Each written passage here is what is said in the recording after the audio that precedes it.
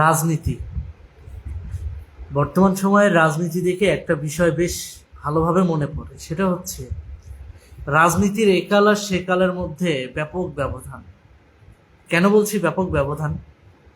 যেমন আজকে যেমন এই যে পার্লামেন্টে রাষ্ট্রপতি সাহেব যেমন ভাষণ দিলেন, অনেকেই বলছেন যে এখানে তার যে ভাষণটা সেটা সরকারি প্রতিবেদন, তার বিন্দুমাত্র চেঞ্জ করার রাইটস ছিল না, সে এর বাইরে বলতে পারতেন না, তাই রাষ্ট্রপতি সাহেব যেটা লিখে দিছে তার প্রেস কমিউনিটি উনি সেটাই পড়েছেন।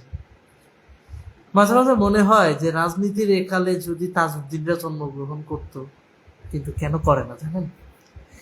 এ কারণেই করে না যে বর্তমান এই যুগে তাজউদ্দিন আহমেদ, মনসুর আলীদের মতো লোকজন, মনসুর রহমানদের মতো লোকজন কিন্তু জন্মগ্রহণ করে না একটাই কারণে, তারা এই খাড়ার উপর পোলটিটা নিতে পারবে না। তাই বর্তমান সময়ে যে রাষ্ট্রপতিকে নিয়ে যে খোঁড়া যুক্তিটা দেওয়া হয়, এই যুক্তিটার কথা যখন চিন্তা করি যে সাধারণ মানুষ, আমাদের দেশের মানুষ এখনো যথেষ্ট ভদ্র, যারা হচ্ছে একদম খেটে খাওয়া সাধারণ মধ্যবিত্ত ফ্যামিলির মানুষ, তারা যথেষ্ট ভদ্র, তারা এখনো আমাদের দেশের রাষ্ট্রীয় শাসনকে সম্মান জানায় বলেই কিন্তু দেশটা এখনো টিকে আছে। কিন্তু সেটার সুযোগ নিয়ে এই পোল্টিবাজরা যেই পরিমাণ পোল্টি নেয়, এই পোল্টি যদি তাজউদ্দিন আহমেদরা নিতে পারতো তাহলে হয়তোবা তারা বেঁচে থাকতো, তারা মারা যাইত, হয়তো তারা আজকে বাংলার মাঠে ঘাটে হাটে বাজারে চলে ফিরে খেতে পারতো। কেন খেতে পারতো বলছি? কারণ ওই সময় তারা মরে গেছে কিন্তু নীতির সাথে আপোষ করেনি। ওই সময় তারা তাদের পদ ছেড়ে দিছে, পদ বলতে তাদের চেয়ার ছেড়ে দিছে, কিন্তু নীতির সাথে আপোষ করেনি। কিন্তু এখন দেখতেছি এই যুগে তাজউদ্দিনরা জন্মায় না এই কারণে, কারণ চেয়ার ধরে রাখার জন্য নীতিকেই অনেকে ছেড়ে দেয়। মানে নীতি চলে যাচ্ছে, যাক, ও ধরে লাভ নেই, আগে আমার চেয়ার ধরে থাকতে, নীতি যাক, নীতির লাগলে নতুন করে পয়দা দেওয়া হবে। এই ধরনের চিন্তা ভাবনা নিয়ে রাজনীতি চলছে। ভাই, নীতির প্রশ্নতে যদি আপোষ করেই রাজনীতি করা লাগে বা চেয়ার ধরে রাখা লাগে, ওই রকম চেয়ারে না বসলে কি এমন হবে? ক্ষমতার গরম না থাকলে কি হবে? আপনি রাষ্ট্রপতি যদি ওই চেয়ারে না থাকেন, আপনাকে সাবেক রাষ্ট্রপতি হিসেবে তো সংবিধান অনুযায়ী গ্রেপ্তারও করতে পারেন। এইরকম একটা সেফ, সিকিউর, অলংকারিত পোস্টে থেকেও যদি আপনি প্রতিবাদ না করতে পারেন, তাহলে আপনার থেকে আমার আওয়ামী লীগের সাধারণ খেটে খাওয়া তৃণমূলের ওই কর্মীটা ভালো, যে রিক্সা চালায় কিন্তু দিন শেষে নীতির পক্ষে সে কথা বলে, যে রিক্সা চালায় নীতির পক্ষে সে কখনো আপোষ করে না। এরকম কর্মীও বাংলাদেশ আওয়ামী লীগের আছে, যারা নীতির প্রশ্নে আপোষী। এই মানুষগুলো কিন্তু কখনো নীতির ব্যাপারে কোনো ছাড় দেয় না। কিংবা ধরেন গ্রাম অঞ্চলে অনেকে আছে, খেয়াল করে দেখবেন, মরে যাবে তো নিজের ইজ্জত সম্মানের জন্যে নীতির সাথে আপোষ করবে না, এরকম অনেক সাধারণ ঘরের মানুষ আছে। তাহলে আপনি রাষ্ট্রপতি হয়ে কি চুল ছিলেন, তা আমার সাধারণ ঘরের মানুষই তো ভালো, তারা অন্তত পক্ষে বেইমানিটা করবেন। আজকে সংসদে ওপেনলি রাষ্ট্রপতি বলল, কষ্ট লাগে কথাগুলো বলতে, সে ওপেনলি বলতেছে যে শেখ হাসিনার শাসনামল নাকি দুর্নীতিগ্রস্ত শাসনামল ছিল। সত্যি তাই, শেখ হাসিনার শাসনামল দুর্নীতিগ্রস্ত না হলে আপনার মতো পশ্চিমা দালালরা কি কেউ রাষ্ট্রপতি বানায়? বানায় না। শেখ হাসিনার শাসনামল দুর্নীতিগ্রস্ত বলেই তো আপনি চুপ্পু সাহেব রাষ্ট্রপতি হইতে পারছেন। এটাই তো বাস্তবতা। যদি শেখ হাসিনার শাসনামলে দুর্নীতি না হতো তাহলে তো আপনি আমাদের সাধারণ সম্পাদকের নজরে পড়তেন না, অর্থাৎ ওবায়দুল কাদেরের নজরে পড়তেন না। তো ওবায়দুল কাদেরও আপনার নাম প্রস্তাব করতো না, কিংবা ওই সময় যারা বোর্ডের দায়িত্বে ছিল, রাষ্ট্রপতি নির্বাচন করার বা মনোনীত করার যে দলীয় বোর্ড যেটা, সেটার দায়িত্বে যারা ছিল তারা নিশ্চয়ই আপনার নাম বলতো না, কারণ আপনার থেকে অনেক সিনিয়র লিডার ছিল। তোফায়েল আহমেদ ছিল, তারপর মতিয়া চৌধুরী ছিল, আমির হোসেন আমু ছিল। তাদেরকে বাদ দিয়ে আপনার মতো ডিপ স্টেটের দালালকে রাষ্ট্রপতি বানাইছে আজকের দিনে সংসদে এসে আওয়ামী লীগ বিরোধী এবং আমাদের এই শেখ হাসিনার শাসনামল বিরোধী মিথ্যা প্রপাগান্ডা ছড়ানোর সুযোগ করে দিছে এই আওয়ামী লীগ। দুর্নীতি না হইলে তো এটা হইতো না। আপনার কথা রাইট, যেহেতু রাষ্ট্রপতি আপনি বলছেন মানে ওইটাই আইন, ওইটাই রাইট।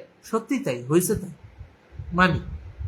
কিন্তু কষ্টটা কি জানেন, আমাদের দেশে এই সময়ে এসে বড় বড় জাতীয় নেতা জন্মায় না, বাটপার জন্মায়, যাদের ক্ষমতার প্রতি লোভ থাকে, আকাঙ্ক্ষা থাকে শুধুমাত্র কিভাবে ক্ষমতাকে পুঁজি করে কোটিপতি হবে সেই চিন্তায়। আমার কাছে কিন্তু প্রধানমন্ত্রীর চেয়ারের কিন্তু বিন্দুমাত্র দাম নাই, রাষ্ট্রপতি চেয়ারেরও বিন্দুমাত্র দাম নাই, যদি আমার নিজের আত্মসম্মান বোধ সেই জায়গায় না থাকে। সেটা যত বড় পজিশনই হোক না কেন, আমি লাথি মেরে থালাই দিয়া নিজের বাড়িতে এসে থাকবো, সেটা কুড়ে গর্ব। এটা আমার হ্যাবিট। তা আমার মতো সাধারণ মানুষ যদি এই হ্যাবিট নিতে পারে, আপনি রাষ্ট্রপতি হয়ে নিজের আত্মসম্মান বোধ বিসর্জন দিয়ে কিভাবে মিথ্যাচারগুলো সংসদে করতে পারলেন, কিভাবে করলেন? হ্যাঁ হয়েছে, আওয়ামী লীগের শাসনামলে দুর্নীতি হয়েছে। একটা দুর্নীতির উদাহরণ দেই, বিগো লাইভের মাধ্যমে 108 কোটি টাকা পাচার হয়েছে। আপনারা যদি কেউ গুগলে সার্চ দেন তাহলে পেয়ে যাবেন। এই বিগো লাইভটায় মালিক কে ছিল? 2 জন চায়না নাগরিক ছিল, এবং সাথে যেই ম্যানেজিং বোর্ডিতে যারা ছিল তারা ছিল বাংলাদেশি নাগরিক, এবং একজন ছিল আওয়ামীপন্থী। বাকি এই ম্যানেজিং বোর্ডে যে 8 জন সদস্য ছিল, সেই 8 জন একই পরিবারের সদস্য, অর্থাৎ এক পরিবারের 8 জন সদস্য, এবং আওয়ামী লীগের একজন নেতা আর হচ্ছে 2 জন চাইনিজ নাগরিক মিলে বাংলাদেশে বিগো লাইভটাকে প্রচার করা হতো বা ব্যবসা করা হতো। সেটার মাধ্যমে 108 কোটি টাকা পাচার হয়, এবং পরবর্তীতে সেটা শেখ হাসিনা সরকারের আমলে ডিবি পুলিশ তদন্ত করে, এবং সেটা মানব জমিন থেকে শুরু করে প্রথম আলো প্রত্যেকটা পত্রিকাতেই এসেছিল। এই যে 108 কোটি টাকা যে চায়নায় পাচার হলো, এই 108 কোটি টাকা কারা পাচার করলো শুনবেন না? ওই যে বললাম 2 জন চায়না নাগরিক এবং বাকি 8 জন যে একই ফ্যামিলির সদস্য, তারা হলো তাবিদাওয়াল ফ্যামিলির লোক, অর্থাৎ আব্দুল আওয়াল মিন্টু পরিবার। কারণ আমি যখন ওই কোম্পানির সম্পর্কে খোঁজ খবর নিলাম, ওই কোম্পানির রেজিস্ট্রেশন বাইর করে দেখি যে সামনের 2টা চীনা নাগরিককে রাখা হয়েছে শুধুমাত্র সাইনবোর্ড, যাতে সরকারের কাছ থেকে খুব সহজে স্যাংশন নিতে পারে। আর এই চীনা নাগরিকরা এম্বাসির সহযোগিতায় সরকারের কাছে প্রস্তাব পাঠাইছে কি, আমরা বাংলাদেশে বিনিয়োগ করব, আপনার সুযোগ করে দেন। তো শেখ হাসিনা তো সবসময় বিনিয়োগে আগ্রহী ছিল, মুক্ত বাজার করে দিছিল বাংলাদেশে। তো ওই চাইনিজ নাগরিকরা আইসা বাংলাদেশে ব্যবসা শুরু করছে, কিন্তু ওই চাইনিজ নাগরিকের লোকাল পার্টনার যে পুরো আস্ত একটা বিএনপি পরিবার আছিল, এইটা আর সামনে আসে নাই। কিন্তু টাকা 108 কোটি টাকা ঠিকই পাচার হয়ে গেছে, বদনাম হয়েছে কার? শেখ হাসিনা। আকাম করলো কেটা? ওই চীনা নাগরিক আর হচ্ছে ওই একই ফ্যামিলির 8টা সদস্য, যারা কিনা বিএনপির রাজনীতির সাথে জড়িত। অথচ বদনামের ভাগিদার ঠিকই আওয়ামী লীগের ঘাড়ে।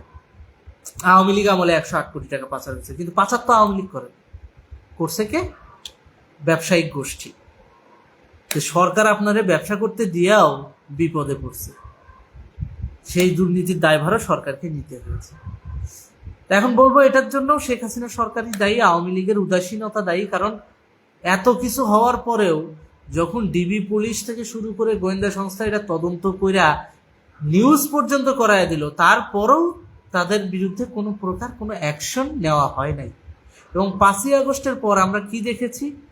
এই তাবিদাওয়াল বাংলাদেশ ফুটবল ফেডারেশনের দায়িত্বে ছিলেন, এবং দায়িত্ব নিয়ে সে ফুটবল ফেডারেশন পরিচালনা করেছে। তাহলে দিন শেষে এই যে দুর্নীতি বিরোধী যেই মূলা আমাদেরকে ঝুলানো হয়, আমাদেরকে বলা হয়, দিন শেষে ঘুরে ফিরে তো ওই একটা গোষ্ঠী, ওই এলিট ক্লাস, ওই সাম্রাজ্যবাদী গোষ্ঠীর কেউ না কেউই তো এসে চুরিটা করতেছে, কিন্তু ব্লেম, বদনাম সরকারকে নিতে হচ্ছে। এখন তারেক জিয়ার শাসনামলেও অনেকে দুর্নীতি করবে, কিন্তু দেখা গেছে বর্তমান তারেক রহমান হয়তো ব্যবসা করার জন্য কাউকে বিনিয়োগ আসছে, ব্যবসা করার জন্য কাউকে সুযোগ করে দিছে, সেই ব্যবসার নাম করে বাংলাদেশ থেকে হাজার হাজার কোটি টাকা পাচার করে নিয়ে যাবে। বদনাম হবে কার? তারেক রহমানের। তো বাংলাদেশে দুর্নীতি কিন্তু বন্ধ হচ্ছে না, সরকার কিন্তু ঠিকই চেঞ্জ হচ্ছে, বদনাম হচ্ছে। তো দুর্নীতি যদি একান্তই, রাষ্ট্রপতি যেহেতু আজকে বললো যে আওয়ামী লীগের আমলে দেশ দুর্নীতিতে নিমজ্জিত ছিল, হ্যাঁ, চ্যানেল 24 আবার সেটা বড় লিড নিউজ করছে। তো এই যে নিউজ 24, চ্যানেল 24 এরা যে লিড নিউজ করলো, এরা কি সত্যিকার অর্থে বাংলাদেশকে দুর্নীতিমুক্ত দেখতে চায়? আমার তো মনে হয় চায় না। কেননা একজন বাংলাদেশের সাধারণ মধ্যবিত্ত খেটে খাওয়া মানুষকে যদি জিজ্ঞাসা করেন, ভাই আপনি কি দুর্নীতি চান, বলবে না চাই না ভাই, আমি চাই না ঘুষ দিয়ে কোনো চাকরি নেওয়া লাগুক, আমি চাই না ঘুষ দিয়ে কোনো কিছু করা হোক। কিন্তু একজন পলিটিশিয়ানকে জিজ্ঞাসা করেন, ভাই আপনি কি দুর্নীতি চান? ও মুখে মুখে ঠিকই বলবে দুর্নীতি চাই না, কিন্তু ওরা সিটে বসায় দেন, চেয়ারে বসায় দেন, সবার আগে টেবিলের নিচ দিয়ে ফাইলের বিনিময়ে টাকাটা ওই নি, সবার আগে চাকরির বিনিময়ে ঘুষটা ওই জনপ্রতিনিধি নি। এটাই বাস্তবতা, এটাই হচ্ছে। তো প্রকৃতপক্ষে যদি সত্যিকারের অর্থে দেশকে দুর্নীতিমুক্ত রাখার এতই প্রচেষ্টা ছিল আমাদের রাষ্ট্রপতির, তাহলে যখন আওয়ামী লীগ সরকার ছিল ক্ষমতায় তখন তিনি বললেন না? আজকে সংসদে গিয়ে চরিত্র হনন করলেন শেখ হাসিনা সরকারের, ব্যাপারটা কি খুব ভালো দেখালো? মোটেও ভালো দেখালো না। এখন বলতে পারেন যে এটা লেখাপড়া করেই দিছে, ওই প্রতিবেদনের বাইরে বলার কিছু নেই। তা আপনি বলতে যাবেন কেন? আপনি বিএনপিকে প্রস্তাব দিতেন নতুন রাষ্ট্রপতি তারা তাদের দল থেকে তৈরি করুক, তারপরে সেই রাষ্ট্রপতি দিয়ে শেখ হাসিনা বিরোধী ভাষণ দেওয়া হইতো। আপনার ওই চেয়ারে থাকতেই হবে, আপনার ওই চেয়ারটা লাগবেই। তার মানে এখানে আপনার স্বার্থ আছে, আপনি হয়তোবা বড় লেভেলে এখানে কিছু করছেন। তা না হলে কেউ নিজের ঘরের বদনাম বইলা শ্বশুর বাড়িতে যায় ঘর জামাই থাকার প্রচেষ্টা কেউ করে না। তারপরে ওই শ্বশুর বাড়ি আপনাকে ঘর জামাই রাখবে কিনা এটাও একটা ফ্যাক্টর। পাছায় লাথি দিয়ে বের করে দিবে কিনা এটা সময় আসলেই বোঝা যাবে। কিন্তু কথা হচ্ছে, দিন শেষে এই কাদা ছোড়াছড়ির রাজনীতি আর এই দুর্নীতি মুক্ত বাংলাদেশ কি আপনারা গড়তে পারলেন না। রাজনীতিতে ওই কাদা ছোড়াছড়ি থেকেই গেল, দুর্নীতিটাও থেকে গেল মাঝখান দিয়া। এই যে 5ই আগস্টের আন্দোলনের মাধ্যমে, জঙ্গি হামলার মাধ্যমে কিছু মানুষের প্রাণ গেল, কিছু মানুষ মবের শিকার হলো, কিছু পুলিশ তো একেবারে 3000 3500 পুলিশ তো একবারে দুনিয়া থেকে গায়েব, ফ্লাইওভারে ঝুলাইছে। তবে এটার জন্য পুলিশের খাইসিলাতের কারণেই পুলিশ মার খাইছে, কারণ এখন পুলিশ ঠিক একই তাবেদারিটাই করতেছে। পুলিশ কিন্তু চেঞ্জ হয় নাই, পুলিশ কিন্তু মবকারীদের গ্রেপ্তার করতেছে না, পুলিশ কিন্তু ওই সাধারণ মানুষকে আবার মিথ্যা মামলা দিয়ে হয়রানি করতেছে। তো পুলিশ কিন্তু পুলিশের এই খাইসিলাত যদি চেঞ্জ না করে, ভবিষ্যতে হয়তোবা এই যে 5ই আগস্টের জঙ্গি হামলায় যেরকম কনস্টেবল এসআই মরছে, ভবিষ্যতে হয়তোবা ডিসি এডিসি তারা মরবে। কারণ বিএনপি এরা অধিকাংশ ক্ষেত্রে 8% রাজনীতি করে, তো যার কারণে এরা এসআই ওসি এবং তদন্তকারী কর্মকর্তা পর্যন্তই ব্যালেন্স করে এগিয়ে যাচ্ছে। কিন্তু যারা হচ্ছে আওয়ামী লীগের রাজনীতি করে, এরা তো উপর মহলের রাজনীতিটাই বেশি প্র্যাকটিস করে, তো তখন কিন্তু ওই ডিসি এডিসিরাও কিন্তু ফাইসা যাবে। আজকে যেভাবে এএসআই কনস্টেবলদেরকে ফ্লাইওভারে ঝুলিয়েছে মানুষ, ভবিষ্যতে এই বাংলাদেশের মানুষই হয়তো ডিসি এডিসিকে মাইরে ফ্লাইওভারে ঝুলাই দিছে, এরকম পরিস্থিতিও তৈরি হতে পারে।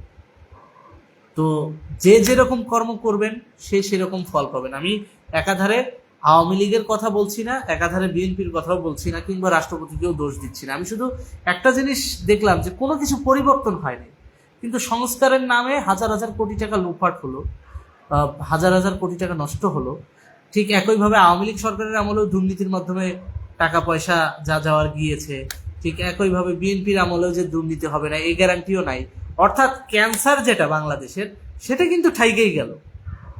মাঝখানে কি হলো, এক গ্রুপ গেছে আরেক গ্রুপ আসছে, পার্থক্যটা এটা। জনগণ কিন্তু মুক্তি পাইল না, জনগণ কিন্তু ওই যে তেল কিনে খাইতো 120 টাকা, সেই তেল কিন্তু এখন 250-300 টাকা কেজি কিনে খাবে। তো পাবলিকের জিনিসপত্রের দাম কিন্তু হুড় হুড় হুড় হুড় করে বাড়তেছে, পাবলিকের কিন্তু নিস্তার নেই। যেমন এখানে যদি একটু কম্পেয়ার করি পাশের দেশের সাথে, তাহলে খেয়াল করে দেখবেন পাশের দেশে রমজান মাসে খালি লেবু গেছে 20 টাকা হালি, আমাদের দেশে গেছে 120 টাকা হালি। এই 100 টাকাটা কে খাই? 20 টাকার উপরে যে 100 টাকা, এটা কে খাইল? চাঁদাবাজ, সিন্ডিকেট বাজ, তারপর বাজার সিন্ডিকেট গাড়ি, এরাই তো খাচ্ছে। তাহলে দিন শেষে জিম্মি কারা? রাজনীতিবিদরা তো ঠিকই উতরে যাচ্ছে কোনো না কোনো হাত ধরে, কোনো না কোনো কূটনৈতিক চাল চেলে ঠিকই তারা পার পেয়ে যাচ্ছে, তারা তাদের টাকা পয়সা যা ইনকাম করার করতেছে। কিন্তু আসল যে মজা, সেই মজাটা কিন্তু খাচ্ছে ওই অসৎ দুর্নীতিবাজ লোকগুলা। এগুলো কিন্তু কোনো দল নাই। আগে আওয়ামী লীগের সাথে থেকে ফায়দা নিতে, এখন বিএনপির সাথে থেকে ফায়দা নিবে, পার্থক্যটা এইটাই। কিন্তু জনগণের কিন্তু নিস্তার নাই। খেয়াল করে দেখেন, আমি ওই জনগণের কাতার থেকে বলতেছি। আমি কোনো নির্দিষ্ট দলের তাবেদারি করতেছি না আজকের এই লাইভে। আমি যেটা বলছি যে দিন শেষে যেটার জন্য এত কিছু হলো, 2 বছর দেশটা জিম্মি থাকলো, 2 বছর এই দেশটাকে পশ্চিমা গোষ্ঠীরা শাসন করলো, বিভিন্ন চুক্তি ফুক্তি, দৌড়াদৌড়ি, অমুক দেশে ডক্টর ইউনূসের সফর, তমুক দেশের সফর, প্রতিদিন সফর লাগেই ছিল। তারেক জিয়া ফিরলো ত্রাতা হিসাবে, শেখ হাসিনা পালাইলো, সবই ঠিক আছে। পরিবর্তনটা কি হলো? আপনি খেয়াল করে দেখেন, আপনি আগে যে ঘর ভাড়া দিতেন, এখন সেই ঘর ভাড়াও বাড়তেছে। আগে যেটা বছর শেষে বাড়তো, সেটা এখন 6 মাস পর পর বাড়িওয়ালারাও বাড়াচ্ছে। কারণ কি? ওর বাড়িটাও লোন করে করা। লোনের ওখানে যায় দেখেন, ওর কাছে যায় দেখবেন আরেক গল্প, যে ভাই আগে আমার এই লোনের ইয়ে দেওয়া লাগতো, ইন্টারেস্ট দেওয়া লাগতো 8%, এখন দেওয়া লাগে 15%। ওর কাছে আবার আরেক গল্প। তো প্রত্যেকটা শ্রেণী পেশার মানুষের এখানে কিন্তু বাঁচার বা নিস্তার পাওয়ার কোনো সুযোগ নেই। দিন যাচ্ছে, সংসার চালানো কঠিন হয়ে পড়তেছে। দিন যাচ্ছে, জিনিসপত্রের দাম বাড়তেছে। আপনার আমার মতো সাধারণ মানুষ, খেটে খাওয়া মানুষগুলো খায়া দেয় যে কিছু সঞ্চয় করবে, কত পার্সেন্ট মানুষ সঞ্চয় করতে পারছে না। এই বিষয়গুলো কিন্তু ভেবে দেখা দরকার। আমি বদনাম করে গেলাম একাধারে শেখ হাসিনার, কোনো সমস্যা নাই, করেন, আপনি বদনাম করেন, করে যদি দেশের মানুষ ভালো থাকে থাকো। কিন্তু দেশের মানুষ তো ভালো নাই। আপনারা আপনাদের নিজস্ব রাজনৈতিক ইন্টারেস্ট পারপাস সার্ভ করার জন্য শেখ হাসিনার বদনাম করছেন, করেন বদনাম, কিন্তু দেশের মানুষকে তো শান্তি দিবেন। দেশের মানুষ তো এখনো মিথ্যা মামলায় হয়রানি হচ্ছে, দেশের মানুষ তো এখনো বেশি দামে জিনিস কিনে খাচ্ছে। দেশের সাধারণ রিক্সাওয়ালা, ভ্যানওয়ালা, শ্রমজীবী মানুষ এখন কিন্তু ওই 8-10 হাজার, 20 হাজার, 15 হাজার টাকায় কিন্তু সংসার চালাইতে পারতেছে না। ঋণের বোঝা বাড়তেছে, জিনিসপত্রের দাম বাড়তেছে। এই বিষয়গুলা প্রত্যেকটা যদি পুঙ্খানুপুঙ্খানুভাবে খেয়াল করেন, তাহলে দেখবেন সমস্যার সমাধান হয়নি, উল্টা আরো শোষণে পড়ে গেছে বাঙালি জাতি, সমস্যা আরো বেড়েছে। ভালো থাকুন। আজকের ভিডিওটা আমরা এখানেই শেষ করছি। লাইভ অনুষ্ঠান ছিল, লাইভে আমার কাছে এই কথাগুলো মনে হয়েছে যে বলা উচিত, তাই বললাম। যদি আপনাদের কারো কাছে খারাপ লেগে থাকে, আমি সরি, দুঃখিত। ভালো থাকুন, সুস্থ থাকুন। আমি কিছু কমেন্ট নেই যাওয়ার আগে। সাব্বির ভাই, আজকে রাষ্ট্রপতির ভাষণ শুনে যেটা বুঝলাম, আওয়ামী লীগ ধ্বংসের পেছনে আওয়ামী লীগ সাইনবোর্ড লাগানো কিছু কুলাঙ্গার, আর তারা হলো আওয়ামী লীগ প্রেসিডেন্টের আত্মীয় স্বজন। একদমই তাই। শুধু তাই না, এটা তো গেল প্রেসিডেন্টের পারপাসের জায়গা থেকে। এখনো পর্যন্ত আওয়ামী লীগের ভেতরে কিছু লোক আছে, এমপি পদমর্যাদার, মন্ত্রী পদমর্যাদারও লোক ছিল, যারা সাবেক এমপি, সাবেক মন্ত্রী।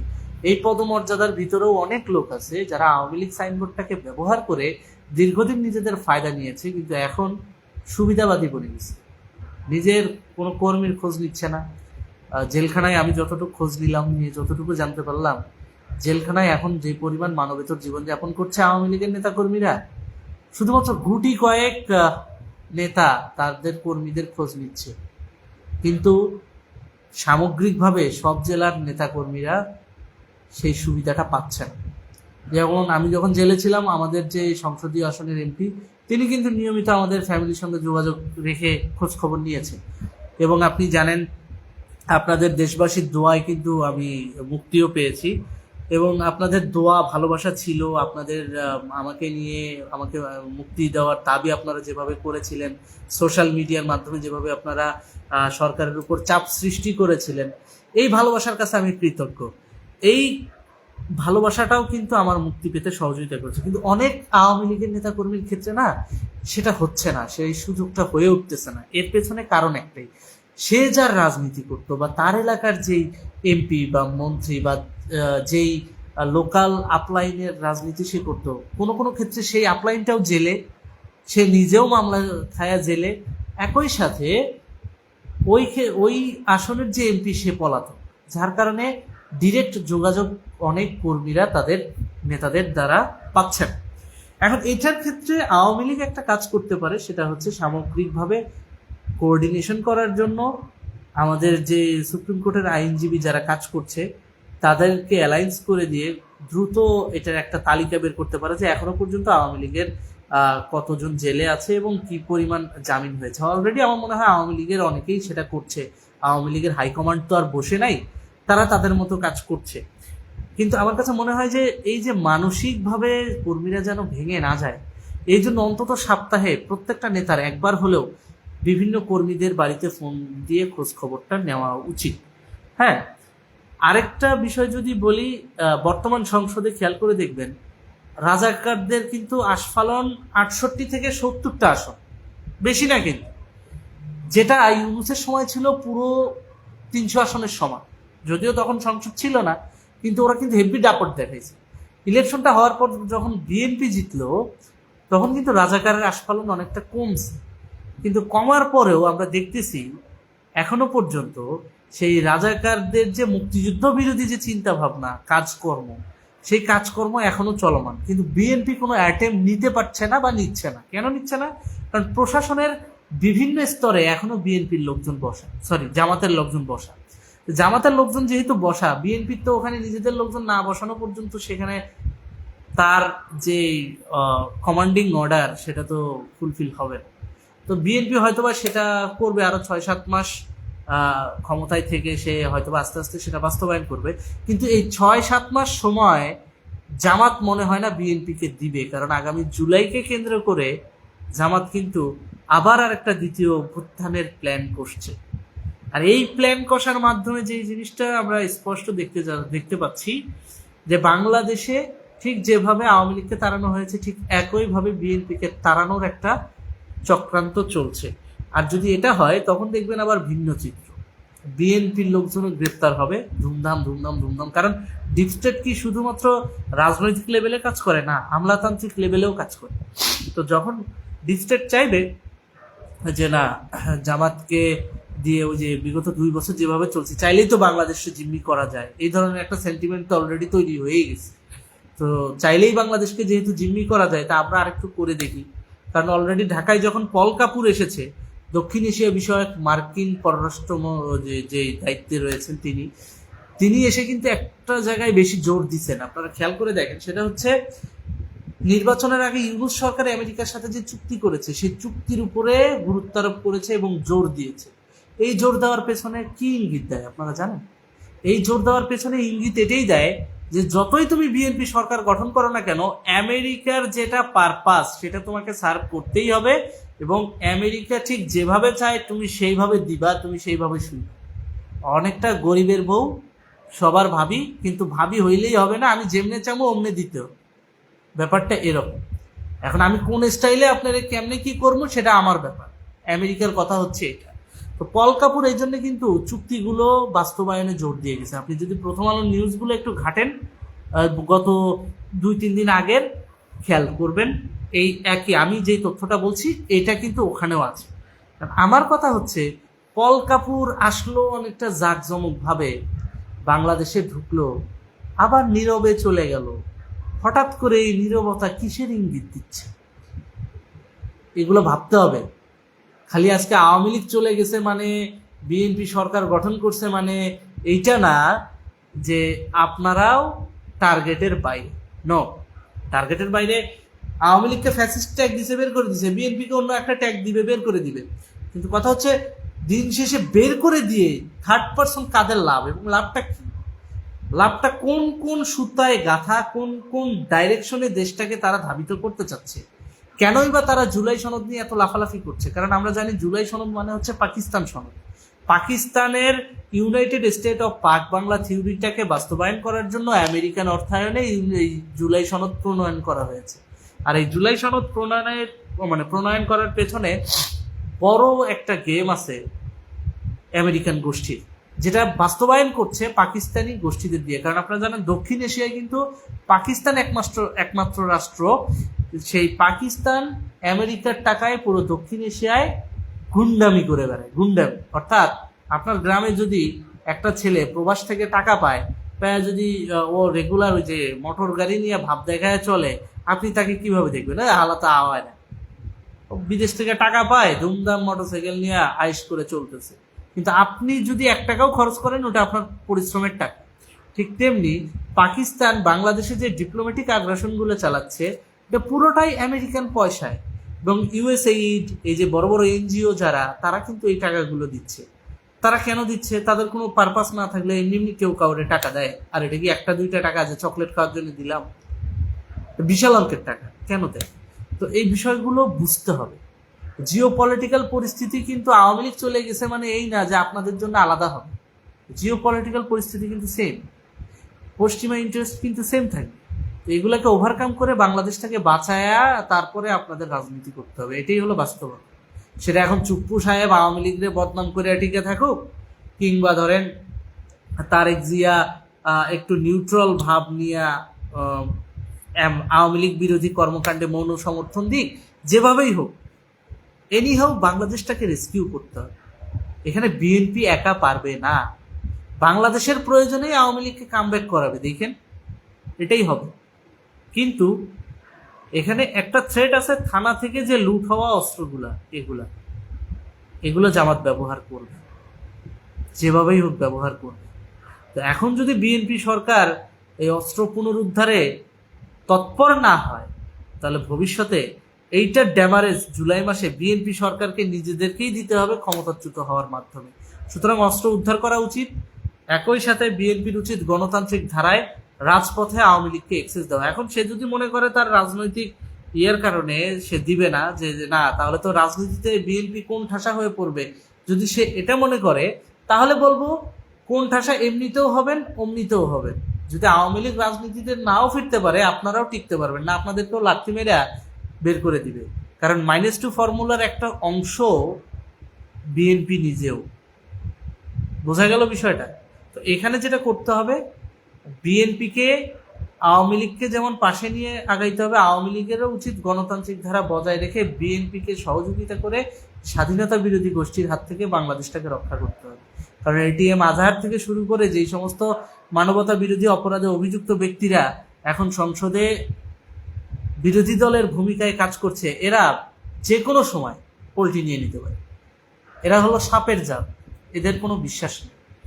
আর আওয়ামী লীগের ভেতরে থাকা জামাতপন্থী লোকজনগুলোদেরকেও আমাদের এদের থেকেও একটু সতর্ক থাকতে হবে।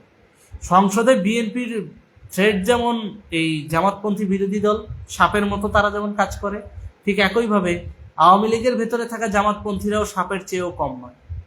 গতকালকে একটা লাইভ করলাম, লক্ষ্মীপুরের রায়পুর উপজেলার একটা প্রোগ্রামের বিষয়ে তথ্য উঠে আসলো যে তারা একটা বড় মিছিল করার প্রস্তুতি নিচ্ছিল।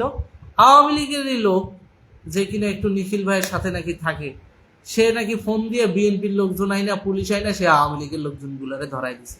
অথচ সেও আওয়ামী লীগ করে, তারাও আওয়ামী লীগ করে। তার চিন্তা ভাবনা, এরা যদি প্রোগ্রামটা করে ফেলে তাহলে তো রাজনীতিতে এরা আগায় যাবে, আর ওই লোক তো মাইনাস হয়ে যাবে।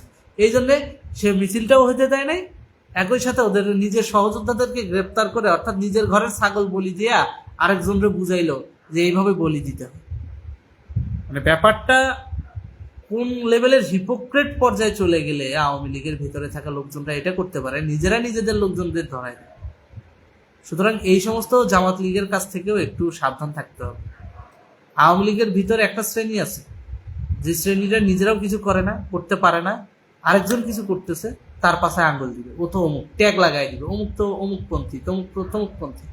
তো আমার কথা হচ্ছে ভাই তুমি করে দেখাও, পরে কে নেতা হবে না হবে ওটা সুসময় দেখা যাবে। এখন তো ভাই আমার পারপাস সার্ভ করা নিয়ে কথা, আমার পারপাস সার্ভ করলো কে সেটা দেখতে হবে। পারপাস সার্ভ করায় নাও, পরেরটা পরে সাংগঠনিকভাবে সেটা তোমাদের দল তোমাদের ব্যক্তিগত ব্যাপার, এখন পারপাস সার্ভ করায়।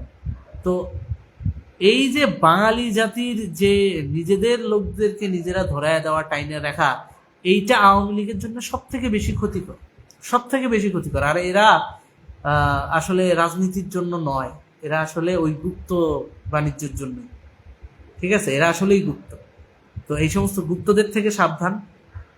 যারা প্রকৃতপক্ষে সহযোদ্ধা এদেরকে নিয়ে কাজ করেন, গ্রুপিং করেন না। অন্তত পক্ষে আমার আওয়ামী লীগের সবার প্রতি অনুরোধ থাকবে এই মুহূর্তটায় অন্তত কেউ গ্রুপিংটা করেন না। পরে ভাই কে কোন পদ পাবে না পাবে ওটা লোকাল পলিটিক্সের ব্যাপার, ওটা আপনাদের অভ্যন্তরীণ সাংগঠনিক ব্যাপার, ওটা পরেরটা পরে দেখা যাবে। এখন আপনাদের ফিরতে হবে, আপনাদের দেশের প্রয়োজনে ফিরতে হবে। এখন আপনারা আপনাদের পারপাসটাকে কিভাবে সার্ভ করবেন সেটা দেখেন। তো ভালো থাকুন, সুস্থ থাকুন। শেষ করতে যাওয়াও করলাম না, অনেকক্ষণ বলে ফেললাম। আশা করি আজকের লাইভটা খারাপ হয়নি, আপনাদের কাছে কিছু হলেও ইনফরমেশন দিতে পেরেছি। ইনশাল্লাহ পরবর্তীতে আরো ভালো কিছু বিষয় নিয়ে কথা হবে। আর আমি ব্যক্তিগতভাবে নিজেও একটু অসুস্থ, জ্বর সর্দিতে অবস্থা খারাপ। আগের মতো প্রতিবাদ করাও ভুলে যাচ্ছি এখন, কেননা যেভাবে অন্যায়কে লিগ্যালাইজ করা দেখছি তাতে মনে হয় যে আমার প্রতিবাদ করা হচ্ছে ওই যে অন্ধের দেশে আয়না বিক্রি করতে আসার মতো, যার কারণে কিছুটা মানসিকভাবে ডিপ্রেশনেও আছি। তো এই বিষয়গুলো খুব কষ্ট দেয় আমাকে, যে যখন দেখি আমার দেশে অন্যায়কে লিগ্যালাইজ করা হচ্ছে, যখন দেখি আমার দেশে ভেদভাবের রাজনীতি খোদ আওয়ামী লীগের ভেতরে একটা গ্রুপ করার চেষ্টা করছে, তারা আবার অন্য দলের অর্থাৎ বিএনপির ভিতরে থাকা গুপ্তদের সাথেও যেমন অ্যালায়েন্স, আবার জামাতের সাথেও অ্যালায়েন্স। এই গ্রুপটাকে যদি প্রপারলি এখন আইসোলেটেড না করা যায় তাহলে ভবিষ্যতে এরা দলটাকে ধ্বংস করে দিবে, এবং এদের সাথে পুরো আমাদের মতো যারা উদীয়মান নতুন জেনারেশন তারাও ধ্বংস হবে। এই বিষয়গুলো যখন চিন্তা করি তখন না মাথায় একটু প্যারা চলে আসে, প্যারা বলতে ডিপ্রেশন চলে আসে। এই বিষয়গুলো নিয়েই কিছু বিষয় বলার জন্যই আজকে আসলাম। ভবিষ্যতে আরো নতুন কোনো বিষয় নিয়ে আলোচনা হবে। আর আমার জন্য সবাই দোয়া করবেন, আপনাদের সকলের কাছে আমি দোয়া চাই আমি যেন সুস্থ হতে পারি আরো ভালোভাবে, সুস্থ হয়ে আবারও যেন আপনাদের পক্ষে অর্থাৎ বাঙালি জনতার পক্ষে যেন কথা বলতে পারি। শুধুমাত্র পার্টিকুলারলি যদি আমাকে চিন্তা করেন যে আওয়ামী লীগের পারপাস কিংবা বিএনপির পারপাস কিংবা জামাতের পারপাস না, আমি কোনো দলের না, আমি জনতার পক্ষে কথা বলবো, বাংলাদেশের পক্ষে কথা বলবো, মুক্তিযুদ্ধের পক্ষে কথা বলবো, এনাফ। এইটুকু হইলে অন্তত পক্ষে আমার দেশের কিছুটা যদি ভালো হয়, হোক না, দেখা যাক ভবিষ্যতে আমাদের নেতৃবৃন্দ যারা আসবে ভবিষ্যতে ক্ষমতায়, তারা আসলে হয়তো আরো ভালোভাবে দেশ চালাবে। এখন যে যারা আছে তারা যেভাবে চালাচ্ছে তাদের থেকেও হয়তো ভালো চালাক, তাতে আমার কোনো আপত্তি নেই। আমি ভবিষ্যতে ওই ধরনের কোনো চিন্তা ভাবনা নিয়ে চলিও না, অমুকে উঠে গেল তো আমি নিচে পড়ে যাব, তমুকে উঠে গেল তো আমি নিচে পড়ে যাব। এটা প্রবলেম না। প্রবলেম যেটা সেটা হচ্ছে আমাদের ঐক্যবদ্ধ হইতে হবে, নিজেদের ভিতরে ঠেলাঠেলিটা বন্ধ করতে হবে। ধন্যবাদ।